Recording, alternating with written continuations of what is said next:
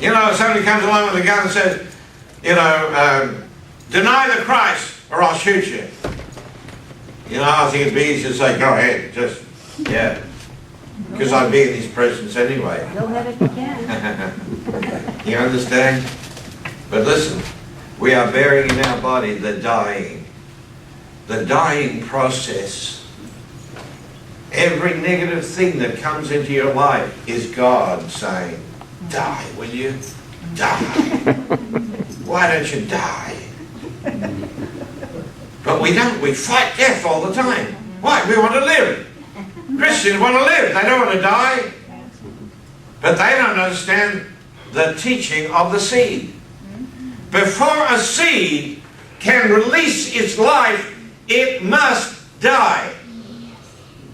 Your identity is the Christ. But it's only a seed that you're carrying. Only a seed. But until you're willing to die, the seed will remain a seed. Yeah. Bring it out every Sunday, give it a little polish, put it back again. That's fine. And what did Jesus Christ say?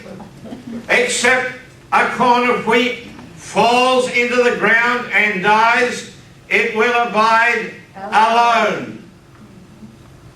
How many alone people are here today? But if it dies, it will bring forth much fruit.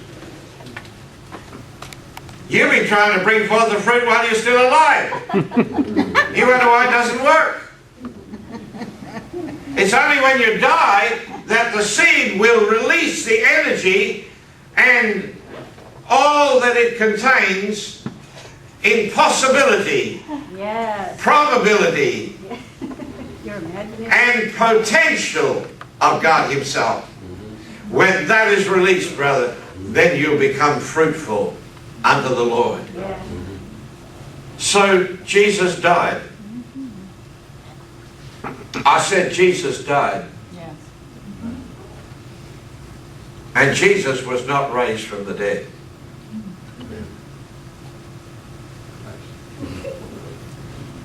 Well, if He was, I'm going to ask God for a refund.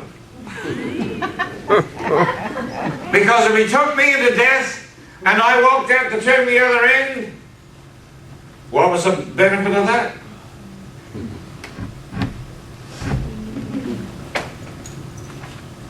But the seed had to be planted. So it was put in that rock tomb. And when I saw that was me on that cross, I waited there.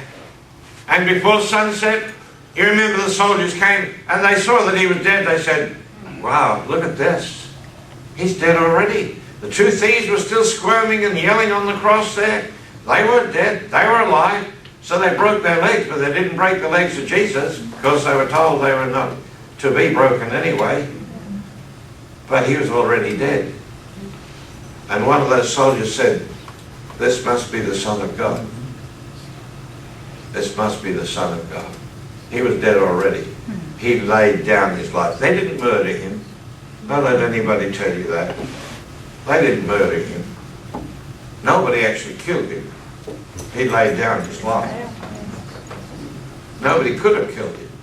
Not even if they wanted to. That's right. Except that when He left that Mount of Olives, the Garden of Gethsemane, when He left the Garden of Gethsemane, something had changed because He had drunk the cup of the Father.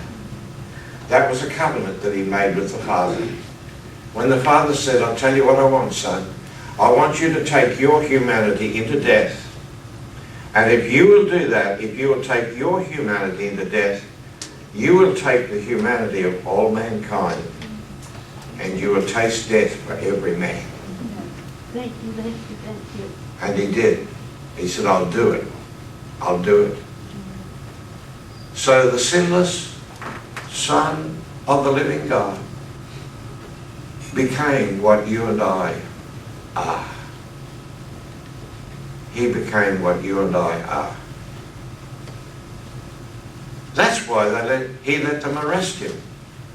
That's why he never opened his mouth when they beat his back with the Roman lash. That's why he never opened his mouth when they mocked him. Yeah.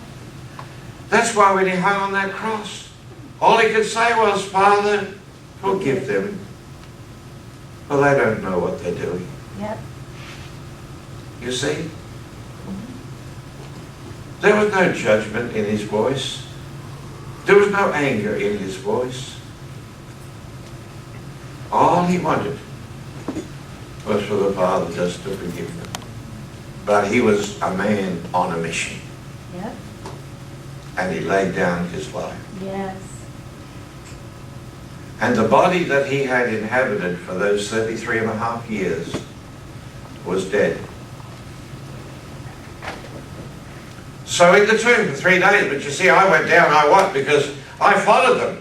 I said, that's me. That's my body. That's me. I'm in there somewhere.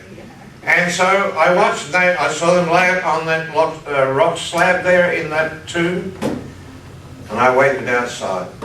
Because they sealed it up with the stone, and they put the Roman seal on it. But I waited. I wasn't going to go away. And on that resurrection morning, I was there. And I saw the stone was rolled away. The stone wasn't rolled away to let Jesus Christ out, or to let Christ out. The stone was rolled away to let us in. Yep. Otherwise, we would not even have believed in the That's right. resurrection. Yep. If we hadn't have gone in there, if somebody hadn't have gone in there and seen, there was no body there. Right. There was no body there. Why? God didn't have to destroy the body, he just had to rebuild it, that's Yeah. all. Well, what was the change? Because that wasn't Jesus that walked out there. Nobody recognized him. What was the change? He still looked like a man. He still had a head and a body, 2 arms and 2 legs. He still had all of that. Well then, what was the change? In 1 Corinthians chapter 15 again, we shall not all sleep, but we shall all be changed in a moment. That is the Greek word atomos. It means the very atoms of our body would be changed. Yes, yes. Now I want to tell you, you've got some musicians here today, and you will know and understand that every note on the piano, every note in the scale has a frequency or a vibration.